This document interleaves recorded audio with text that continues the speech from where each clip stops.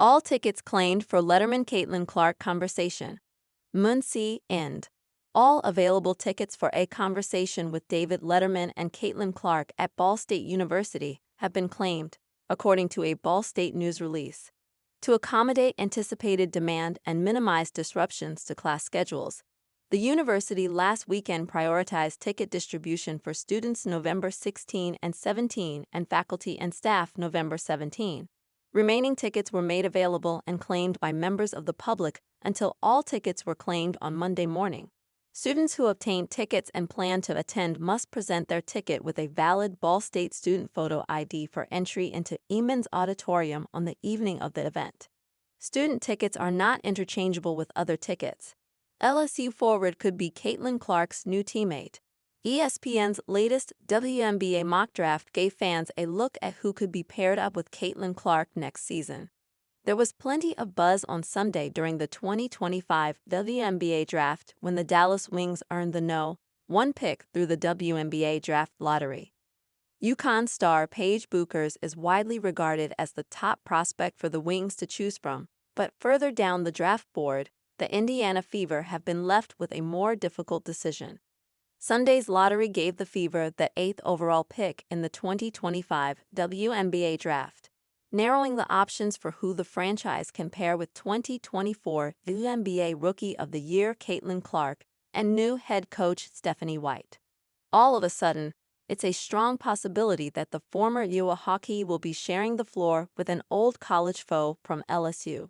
With top college prospects like Bueckers, USC's Kiki Ariafen, and Notre Dame's Olivia Miles likely off the board by No. 8, ESPN's latest 2025 WNBA mock draft has the Fever selecting LSU forward Anissa Morrow. Morrow, a 6'1" forward, transferred to LSU before the 2023-2024 season.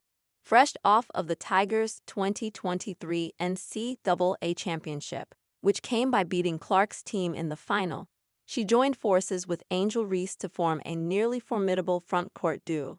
Last season, Reese and Morrow were the only teammates in women's college basketball to record more than 20 double-doubles. Morrow had 14 points and 14 rebounds in LSU's Elite Eight loss to Iowa that saw Clark get her revenge for 2023. As far as Morrow's fit with the Fever, ESPN's Michael Vopel pointed out that there is potential for Morrow as a player who could run the floor well and be another target for Caitlin Clark's passes. The current LSU star proved she could lead a college team during her first 2 seasons at DePaul University, finishing top 10 in the nation in both scoring and rebounding her sophomore year. Her production didn't drop at a higher level in the SEC next to a star like Reese. That's a green flag for the Fever front office, since Morrow would be in a similar scenario if she joined Indiana's all-star center Aliyah Boston as a teammate alongside Clark. There's a long way to go until the 2025 WNBA draft, but the potential for another chapter to be written in the Iowa-LSU saga is very real. Nelly Korda rushed injury rehab to play in Caitlin Clark Pro-Am. Final 2 LPGA events. World No. 1 Nelly Korda made a surprising revelation after playing 9 holes with Caitlin Clark on Wednesday morning. She suffered a neck injury almost 2 months ago, forcing her to withdraw from a pair of events a part of the LPGA's Asian Swing in South Korea and Malaysia.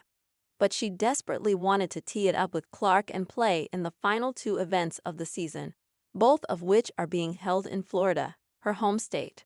I really wanted to play this week, so in a sense, maybe I rushed my rehab to get to these 2 events, Korda revealed Wednesday. Just a lot of rehab. I haven't really been playing too much golf. Korda has not played since the Kroger Queen City Championship in September, which took place the week after she helped Team USA win the Solheim Cup. Unbeknownst to anyone at the time, Korda had migraine headaches, which bothered her in Virginia and Cincinnati during those 2 weeks. Nobody would have known based on her play, but Korda said on Wednesday that sleeping in a dark room was the only way to ease the pain.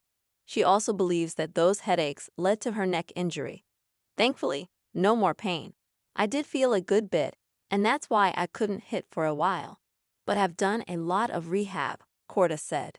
Next week's CME Group Tour Championship will mark the end of the 2024 LPGA season, a year best remembered for Korda's astonishing play. She won 6 times earlier this spring, including 5 in a row, as she captivated the entire sporting world.